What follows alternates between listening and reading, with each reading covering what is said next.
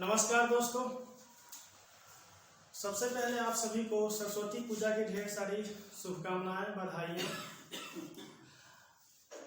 आज हम लोग बिहार पुलिस कांस्टेबल जो जीडी का एग्ज़ाम होने वाला है उसके ऊपर चर्चा करेंगे और उसके सिलेबस क्या है, कौन कौन सा जो टॉपिक आज अभी जो हम लोगों को एक महीने के अंदर में पढ़ना है उस सभी टॉपिक्स के ऊपर जो है बात करेंगे और कोशिश ये करेंगे कि वही टॉपिक्स अभी पढ़ें जो आपको एग्ज़ाम में आए और एग्ज़ाम पॉइंट ऑफ व्यू से जो है उसमें मदद हो एग्ज़ाम में।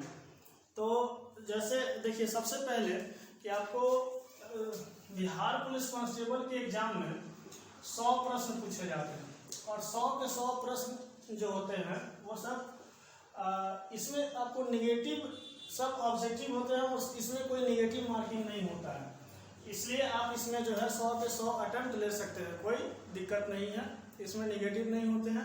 लेकिन इसका कटअप एक चीज़ सुन लीजिएगा कि इसका कटअप जो है इसीलिए जो है ज़्यादा हाई जाता है निगेटिव नहीं होने के कारण। और इसका जो एग्ज़ाम का लेवल है वो मान के चलिए कि 10th लेवल पे ही सब क्वेश्चन पूछते हैं। जैसे इसका मैथ्स का है, मैथ्स मान लेते हैं कि अगर जो 10 क्वेश्चन पूछता है या 8 क्वेश्चन पूछता है तो उसमें से देखा गया कि पहले कुछ वर्षों में 2 से 3 क्वेश्चन जो है इंटरमीडिएट से भी लिमिट या इंटीग्रेशन कैलकुलस से पूछ देता है, लेकिन आपको उतना पढ़ने की वहाँ ज़रूरत नहीं है, सिर्फ आप 10th लेवल का जो है पढ़ करके जा सकते हैं। जैसे अब देखिए हम लोग सिलेबस के ऊपर चर्चा करते हैं। सिलेबस में जो है आपका हिंदी आ जाता है, हिंदी हो गया, इंग्लिश हो गया और आपका साइंस हो गया, सोशल साइंस हो गया, मैथ हो गया, करंट हो गया, करंट के बाद बिहार स्पेशल भी हो गया। तो ये दोनों सेक्शन से आपके बहुत कम क्वेश्चन पूछे जाते हैं। ये दोनों मिला करके आप मान करके चलिए कि 5 से 7 क्वेश्चन ही रहते हैं, 5 या 7 क्वेश्चन रहते हैं। तो मेन आपको हिंदी में जो है 10 क्वेश्चन, मोटा मोटी 10 क्वेश्चन पूछा जाता है। अगर ये और ये हिंदी जो है अगर आप लुसेंट के किताब से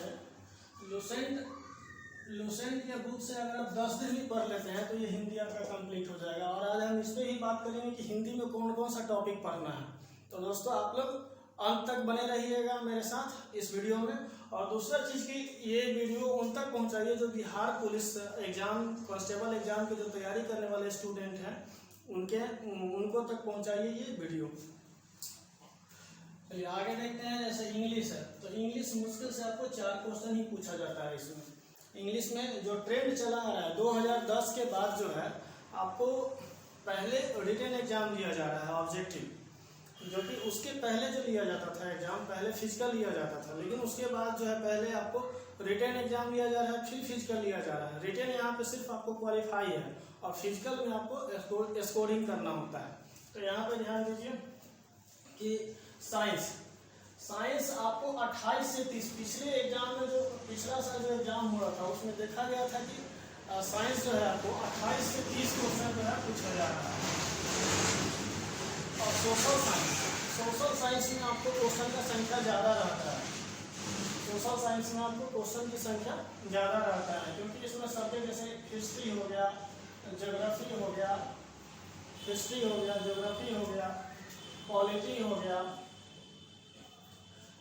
हो गया, फिर इकोनॉमिक्स हो गया, इसमें 4 सब्जेक्ट आ जाता है, इसलिए इसमें आपको जो है क्वेश्चन की संख्या ज़्यादा रहता है। और साइंस जो है, साइंस में आपको फिजिक्स हो गया, केमिस्ट्री हो गया, बायो हो गया। और इसमें फिजिक्स, केमिस्ट्री, बायो में खास करके जो बायो का सेक्शन है उससे ज़्यादा क्वेश्चन आता है। 28 से 30 क्वेश्चन आपको सिर्फ जो है साइंस से आता है, जिसमें बायो से मान के चलिए कि 12 से 15 क्वेश्चन सिर्फ आपको बायोलॉजी से आते हैं। फिर आपको फिजिक्स से जो है उससे थोड़ा सा कम आता है।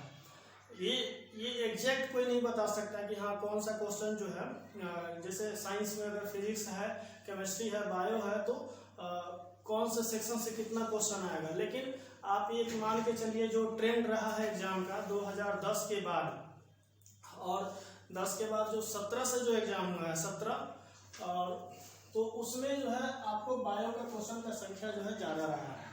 उसके बाद में सोशल साइंस है, तो सोशल साइंस में history, geography, polity, economics. Economics से आपको क्वेश्चन बहुत कम पूछे जाते हैं, 1 से 2 क्वेश्चन ही रहता है, ज़्यादा नहीं रहता है। इसमें आपको हिस्ट्री पूछा जाता है ज़्यादा, और ज्योग्राफी में इंडियन ज्योग्राफी है, इंडियन ज्योग्राफी, और दूसरा चीज़ जैसे झील, झरना, जो भी है बिहार का ज्योग्राफी, इंडियन ज्योग्राफी, उससे उसी से रिलेटेड आपको ज़्यादा क्वेश्चन पूछे जाते हैं। और दूसरा अगला है पॉलिटी। पॉलिटी से आपको कॉन्स्टिट्यूशन जैसे अनुच्छेद पूछा जाता है। अनुच्छेद के बाद आपको बहुत सारा टॉपिक्स है जो अभी हम आपको सब बताएंगे, यहाँ पे एक एक टॉपिक लिख करके बताएंगे।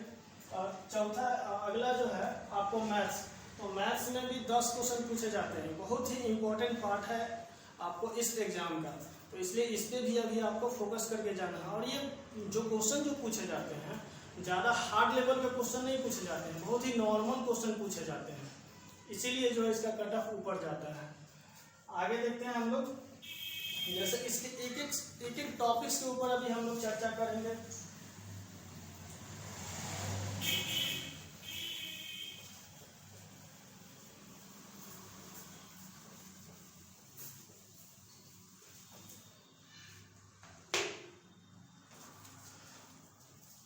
और सबसे पहले एक चीज़ और ज़रूरी सूचना ये है दोस्तों कि आप लोगों का जो एडमिट कार्ड है वो 25 फरवरी को आपके वेबसाइट पे अपलोड कर दिया जाएगा CBSE के द्वारा। उसके बाद आप लोग जो है इसको 25 फरवरी से इसको जो है डाउनलोड कर सकते हैं।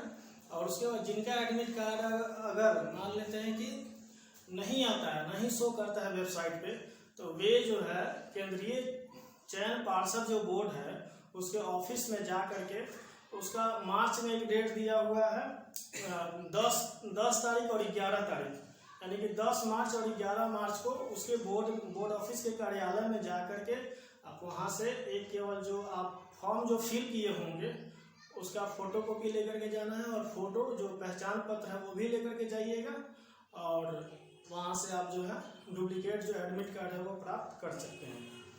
ठीक है दोस्तों, तो सिलेबस में आज हम लोग चर्चा कर रहे हैं। इस सिलेबस का एक एक टॉपिक जो होगा, एक एक उसको हम सब आज जो है यहाँ पे बताएंगे कि कौन कौन सा जो टॉपिक्स पढ़ना है। जैसे देखिए,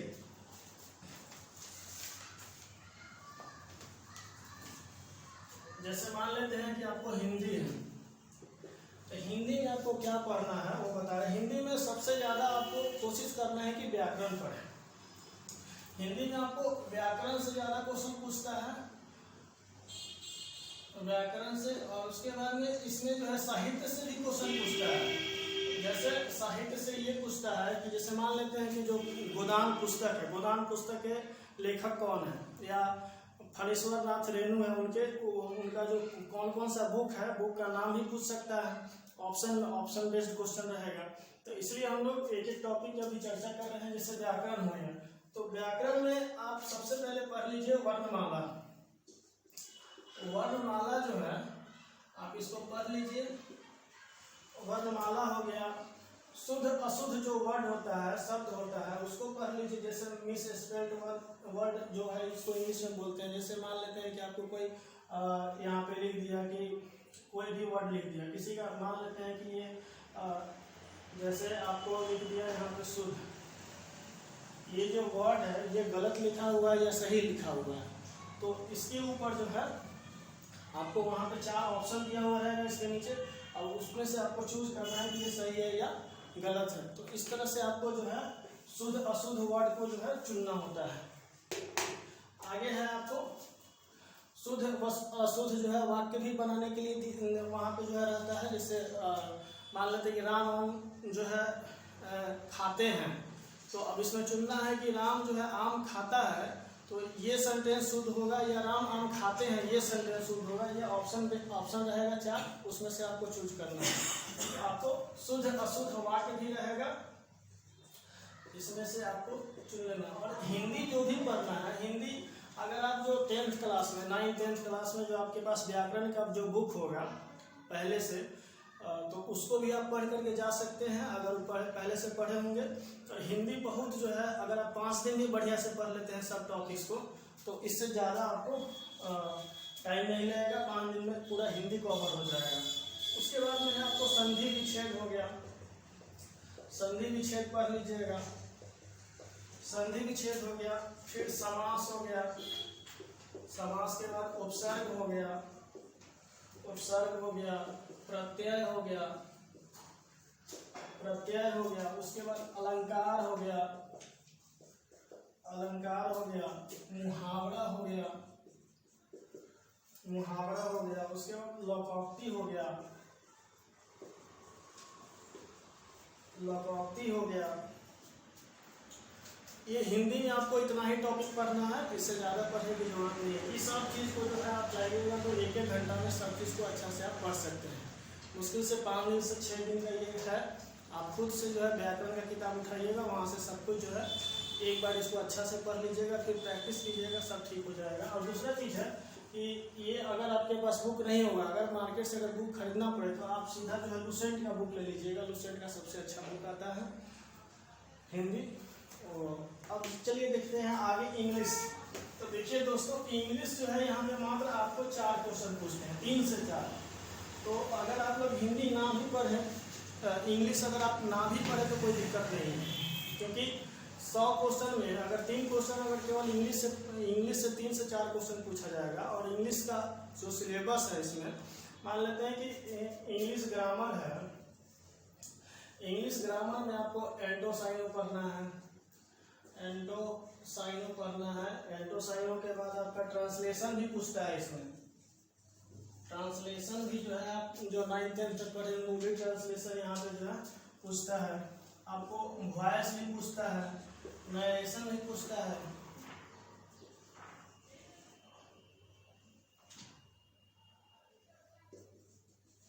नरेशन भी पूछता है। उसके बाद इसमें भी मिस स्पेल्ड वर्ड आता है।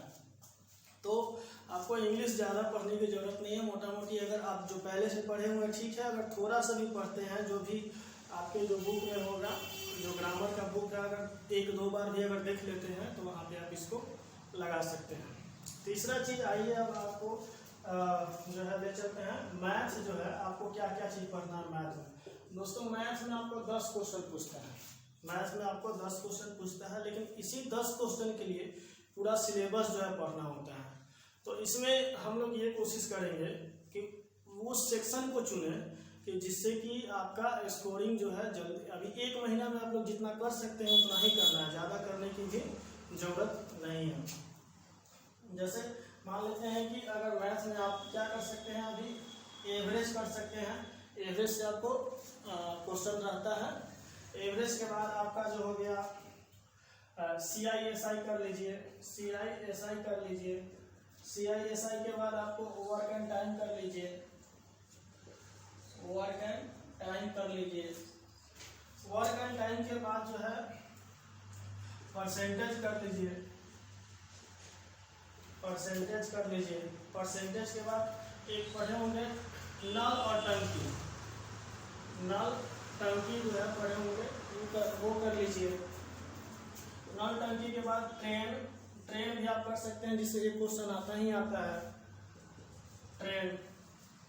और ये सब जो भी आप पढ़िएगा ये नॉर्मल क्वेश्चन पढ़ना है, इसमें ये नहीं कि बहुत ज़्यादा डीप में जा करके पढ़ना है। इसका बेसिक चीज़ जो है, बेसिक कंसेप्ट वही पढ़िए। सब चैप्टर पे जो है आधा घंटा जो है डेली रेगुलर जो है आप बेसिक कंसेप्ट जो है उसका पढ़िए। उसी से जो है आपका उसमें जो है बिहार SSC के एग्ज़ाम में, मैट्रिक लेवल का एग्ज़ाम है ये, उसमें जो है आपको बहुत ही सिंपल क्वेश्चन पूछेगा, ज़्यादा हार्ड क्वेश्चन नहीं पूछेगा। आगे हो गया मेंसुरेशन भी आप देख सकते हैं, मेंसुरेशन भी आप देख सकते हैं। मेंसुरेशन के बाद प्रोबेबिलिटी भी देख सकते हैं, प्रोबेबिलिटी भी देख सकते हैं। इसमें आपको ट्रिगो से भी एक दो क्वेश्चन देखने को मिलता है, ट्रिगो से भी आपको 1-2 क्वेश्चन देखने को मिलता है। ये आपका मैथ हो गया, जो कि आपको मैथ से 10 क्वेश्चन आपको पूछता है। अब इससे कि आगे हो गया साइंस। साइंस में जैसे आपका फिजिक्स हो गया, तो फिजिक्स में जैसे मान लेते हैं कि आप पढ़े होंगे पहले यूनिट एंड डायमेंशन, तो इसमें यूनिट जो है पढ़ के जाइएगा। मात्रक उसको हिंदी में बोलते हैं, मात्रक हो गया। अब फोर्स के बारे में पढ़ लीजिएगा, बल हो गया। प्रकाश हो गया। प्रकाश के बाद आपका जो है गुरुत्वाकर्षण हो गया, गुरुत्वाकर्षण बल हो गया, गुरुत्वाकर्षण बल हो गया। ध्वनि तरंग हो गया, ध्वनि तरंग हो गया, ध्वनि तरंग हो गया। उसके बाद विद्युत धारा हो गया, विद्युत धारा हो गया। इन सभी क्वेश्चन को जो है, इन सभी टॉपिक्स को जो है आप तैयार करके जाइए। फिजिक्स इससे ज़्यादा आपको नहीं आएगा, इससे कम ही आएगा। ये है तो बहुत बड़ा चीज़ है, जितना हम लिख रहे हैं वो बहुत बड़ा है, लेकिन आपको इसका जो बेसिक चीज़ है वही देखना है। ये नहीं कि हम इसको अंदर घुस करके पढ़ना स्टार्ट कर दिए तो आपको फिर वहाँ पे दिक्कत हो जाएगा, 1 महीना में कंप्लीट नहीं होने वाला है। फिर आपको केमिस्ट्री हो गया, तो केमिस्ट्री में आपको पढ़ना है जैसे पदार्थ का 3 अवस्था होता है, गैस, ठोस, द्रव। इन सभी चीज़ों को पढ़ना है, मोटा मोटी पढ़ करके जाना है। उसके बाद में जो है पदार्थ का गैसीय अवस्था हो गया। जैसे अब कार्बन के बारे में पढ़ना है, कार्बन और उसके यौगिक, कार्बन और उसके यौगिक के बारे में पढ़ करके जाना है आपको। धातु अधातु पढ़ लीजिए, धातु अधातु पढ़ करके जाइए, धातु अधातु। इसी में अगला टॉपिक हो गया ऑक्सीकरण अवकरण पढ़ करके जाइए, ऑक्सीकरण अवकरण पढ़ करके जाइए। इतना आपको केमिस्ट्री में इतना अगर कर लेते हैं तो आपका जो है केमिस्ट्री लगभग समाप्त हो जाता है मतलब कि। आगे है बायो। तो देखिए बायो में कैसे करेंगे, सो कौन सा टॉपिक पढ़ेंगे। बायो से आपको क्वेश्चन का संख्या जो है ज़्यादा रहेगा दोस्तों। तो बायो में कोशिश कीजिएगा, जैसे कोशिका हो गया, कोशिका के बारे में पढ़ करके जाइए। उसके बाद जंतु विज्ञान, जंतु जो होता है, जीव जंतु एवं वनस्पति विज्ञान, जंतु एवं वनस्पति विज्ञान हो गया, उसके बारे में पढ़ करके जाइए। मानव शरीर का तंत्र, मानव शरीर का तंत्र, ये पढ़ लीजिए। उसके बाद विटामिन के बारे में पढ़ लीजिए। विटामिन जैसे मान लेते हैं कि विटामिन का वैज्ञानिक नाम क्या होता है, उसे कौन सा बीमारी, कौन से विटामिन की कमी से कौन सा आपको रोग होता है, वो सब पढ़ लीजिए। उसके बाद में जो है बीमारी के बारे में बढ़िया से पढ़ लीजिए। जैसे मान लेते हैं कि एड्स हो गया, एड्स से कौन से अंग प्रभावित होगा, एड्स अगर किसी को हो जाता है तो उससे कौन सा अंग प्रभावित होगा, इन सभी से क्वेश्चन आते रहता है। तो ये आपको बायो हो गया। और साइंस के लिए दोस्तों आप लोग अभी क्या कीजिएगा कि साइंस के लिए आपको ज़्यादा डीप में पढ़ने की भी जरूरत नहीं है। चुपचाप जो है स्पीडी जो है, स्पीडी का जो है बुक उठाइए और स्पीडी के बीच का जो पार्ट है, बीच में जो है स्पेशल फिजिक्स का दिया हुआ है 2 पेज में, केमिस्ट्री का 2 पेज में दिया हुआ है, बायो का 2 पेज में दिया हुआ है। उससे ज़्यादा अभी पढ़ने की जरूरत है ही नहीं। और अगर आपको ज़्यादा पढ़ना, उससे थोड़ा सा अगर ज़्यादा पढ़ना है तो आप लुसेंट का जो सामान्य ज्ञान है उसमें आपको जो साइंस का पार्ट है उसको आप एक बार रीडिंग लगा लीजिए और एक बार उसको रीडिंग लगा लीजिए लुसेंट के साइंस को। लुसेंट के साइंस को मुश्किल से आप चाहें तो 10 दिन में बहुत अच्छा से रीडिंग लगा सकते हैं, डेली अगर 2 घंटा भी लगाएं तो। और उसमें जो है स्पीडी में जो है उसका 6 से 7 पेज होगा, मुश्किल से 7 पन्ना होगा। मान के चलिए कि आपको उसी में से सब क्वेश्चन रहेगा, उससे बाहर नहीं जाता है, बिहार पुलिस में खास करके। जो क्वेश्चन बाहर जाएगा वो आपसे जो है अभी 1 महीने के अंदर में होगा भी नहीं। आगे देखते हैं। आगे साइंस हो गया। अब आगे है जो जैसे अब हिस्ट्री पढ़ना है सोशल साइंस में। तो सोशल साइंस में जो है, सोशल साइंस में हिस्ट्री में सबसे ज़्यादा फोकस कीजिएगा मॉडर्न हिस्ट्री पे। मॉडर्न हिस्ट्री पे ज़्यादा फोकस करना है। मॉडर्न हिस्ट्री से ही ज़्यादा क्वेश्चन रहता है। जैसे मॉडर्न हिस्ट्री में गांधी के बारे में पूरा पढ़ के जाइएगा, गांधी से जरूर एक क्वेश्चन रहता है। उसके बाद 1857 का जो क्रांति हुआ था उसको पूरा पढ़ करके जाइए। सब आप जो भी पढ़िएगा लुसेंट से ही पढ़िएगा और स्पीडी से ही पढ़िएगा। अभी आपको बाहर कोई दूसरा बुक से पढ़ने की जरूरत नहीं है। आपको ज़्यादा आपको हिस्ट्री में आपको मॉडर्न हिस्ट्री ज़्यादा पढ़ करके जाइए। फिर उसके बाद में जो बिहार से जैसे रिलेटेड जो हिस्ट्री है, जैसे मान लेते हैं मगध का उत्कर्ष, तो मगध का उत्कर्ष पढ़ लीजिए। फिर उसके बाद में जो है जैन धर्म है, बौद्ध धर्म है, सब बिहार से रिलेटेड है। तो ये सब चीज़ जितना है इसको आप पढ़ लीजिए। उसके बाद गुप्त वंश है, उससे भी क्वेश्चन आता है, तो गुप्त वंश गुप्त डायनेस्टी है, उसको भी पढ़ लीजिए एक बार। तो ये सब चीज़ जो है आप बहुत ही कम दिनों में, जितना हम सिलेबस बताए हैं आप 20 दिन में चाहे तो कवर कर सकते हैं, लेकिन आपको डेली पर डे 7-8 घंटा आपको मेहनत करना पड़ेगा। उसके बाद में जो है ज्योग्राफी आ गया। आप इसमें जो है ना सिंधु सभ्यता भी जो है इसको पढ़ सकते हैं। सिंधु सभ्यता से भी 1-2 क्वेश्चन आता है। आगे है ज्योग्राफी। ज्योग्राफी जो है, ज्योग्राफी में आपको सिर्फ भारत का भूगोल ज़्यादातर पढ़ना है, भारत का ही भूगोल पढ़ना है, उसी से क्वेश्चन आता है। जैसे नदी के बारे में पढ़ लीजिए, कौन सी नदी कहाँ से निकलती है, कहाँ वो संगम मतलब कहाँ वो मिलती है, किस उसके बाद में हो गया झील, कौन सा झील कहाँ पे है। जैसे मान लेते हैं कोई भी झील है, वो कहाँ पे है, वो उसका अवस्थित कहाँ पे है, वो सबसे क्वेश्चन आता है। तो आप झील के बारे में पढ़ लीजिए, नदी के बारे में पढ़ लीजिए। भारत का जो जलवायु है, जलवायु के बारे में पढ़ लीजिए। जलवायु के बाद आपको कृषि के बारे में थोड़ा बहुत पढ़ लीजिए। जैसे मिट्टी, उसमें से पूछता है कि हाँ ये लाल, जैसे बांगर मिट्टी है तो किधर पाया जाता है, या काली मिट्टी है ज़्यादा किधर पाया जाता है। उसके बाद में आपको कपास जो है कौन सी मिट्टी पे ज़्यादा उपजता है, ये सब चीज़ आपको पढ़ना है। उसके बाद में एक चीज़ आप लोग जरूर पढ़ के जाइएगा और इस पर एकदम फोकस रहिएगा कि 1 से 2 क्वेश्चन आपको उसमें से आता ही आता है। जैसे आपको भारत का जो जनगणना है जो 2000 में हुआ था, उसको एक बार आप लोग जरूर पढ़ के जाइएगा। जनगणना है, उससे आपको 1-2 क्वेश्चन आ जाता है, और वो अगर आप 2 घंटा भी सही से पढ़ते हैं तो उससे आपका 1-2 नंबर फिक्स है कि आएगा ही आएगा। उसके बाद में आइए आगे चलते हैं। भूगोल में ही आप अभ्यारण्य भी पढ़ सकते हैं। जैसे टाइगर रिजर्व कहाँ है, कौन सा टाइगर रिजर्व, या ये सब कहाँ है, किस राज्य में अवस्थित है।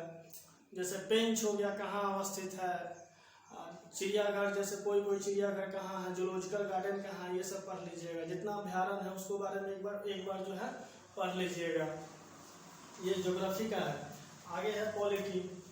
तो पॉलिटी में आप लोग जो है पढ़ सकते हैं कि हाँ जैसे संविधान के बारे में पढ़ लीजिए। संविधान जो है आपको कब लागू हुआ था, कौन बनाया था, जो जितना भी जो है संविधान का जो आरंभिक जो चीज़ है उसको कर लीजिए। संविधान कब लागू हुआ था, कॉन्स्टिट्यूशन असेंबली का गठन कब हुआ था, सब डेट वाइज पूछता है एग्जाम में। तो आप लोग संविधान से रिलेटेड जो भी है लुसेंट जब आप उठाइएगा तो पहला 3-4 पेज में ये सब चीज़ मिल जाएगा। 3 से 4 पेज में, उसी में से आपको ये संविधान के बारे में पढ़ना है। उसके बाद आप आर्टिकल पढ़ लीजिए, अनुच्छेद।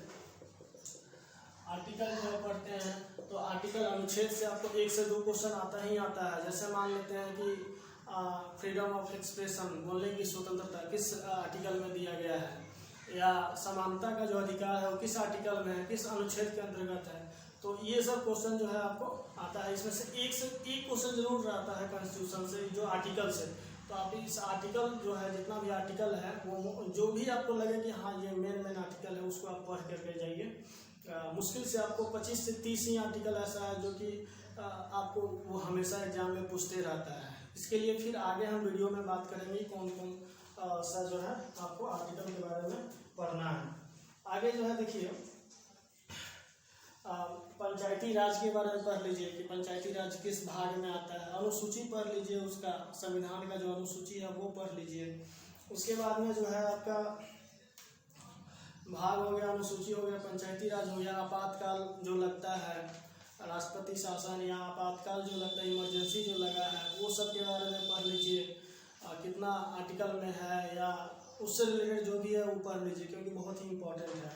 आगे है इकोनॉमिक्स। इकोनॉमिक्स में जैसे आपको कभी कभी इकोनॉमिक सर्वे के बारे में पूछता है, उससे एक क्वेश्चन जरूर रहता है, 1 या 2 क्वेश्चन रहता है। जीडीपी कितना है, जीडीपी कितना बिहार का भी है प्रेजेंट में, ये सबसे क्वेश्चन पूछता है। सूचकांक जो है वो पूछता है, इंडेक्स जिसको अंग्रेजी में बोलते हैं, तो ये सब आप देख लीजिए। उसके बाद में पंचवर्षीय योजना जो चला था भारत सरकार के द्वारा जो चलाया गया था, उसके बारे में पढ़ लीजिए। योजना आयोग का अध्यक्ष कौन होता है, उपाध्यक्ष कौन होता है, सब पढ़ लीजिए। उसके बाद में आपको है करेंट और बिहार स्पेशल। तो दोस्तों करेंट और बिहार स्पेशल से मुश्किल से 5 क्वेश्चन पूछते हैं, मुश्किल से, अभी तक जो एग्जाम का ट्रेंड रहा है उसके आधार पे। तो आपको बिहार स्पेशल में ज़्यादा फोकस करने की ज़रूरत नहीं है। बिहार स्पेशल से ज़्यादातर बीपीएससी में ज़्यादा क्वेश्चन पूछता है आपको, उसमें तो बहुत सारा क्वेश्चन रहता है, कम से कम 25 से 30 क्वेश्चन रहता है। तो इसलिए अभी जो बिहार पुलिस के लिए आपको बिहार स्पेशल पढ़ने की ज़रूरत नहीं है। अगर बिहार स्पेशल पढ़ना भी चाहते हैं तो एक संदर्भ का बुक आता है, 30 रुपये में देता है, मात्र मुश्किल से 30 पेज होगा, तो आप जो है उसको 4 से 5 घंटे में चाहें तो पढ़ सकते हैं। उससे आपका 3-4 क्वेश्चन जो है सॉल्व हो जाता है। संदर्भ पब्लिकेशन का आता है, पतला बुक है। आपको अगला जो हम वीडियो बनाएंगे वो बुक्स के ऊपर बनाएंगे कि हाँ कौन कौन सा बुक्स जो है पढ़ना चाहिए इन सभी एग्जाम्स के लिए। आगे है एक विविध जो है, लुसेंट का जो विविध है, आप उसको जरूर पढ़ करके जाइए, क्योंकि विविध से बहुत सारा क्वेश्चन आपको जो है एग्जाम में रहता है। 10 से 12 क्वेश्चन आपको विविध से एग्जाम में रहता है। तो दोस्तों ठीक है, अगला भी। और दूसरी चीज़ ये है कि जो भी आप लोग को डाउट्स हो, आप लोग जो है इस वीडियो के नीचे जो है कमेंट करेंगे कमेंट सेक्शन में, ताकि हम उस पर जो है वीडियो बना सकें। जो भी डाउट्स हो उस पर कमेंट करें। ठीक है दोस्तों, धन्यवाद।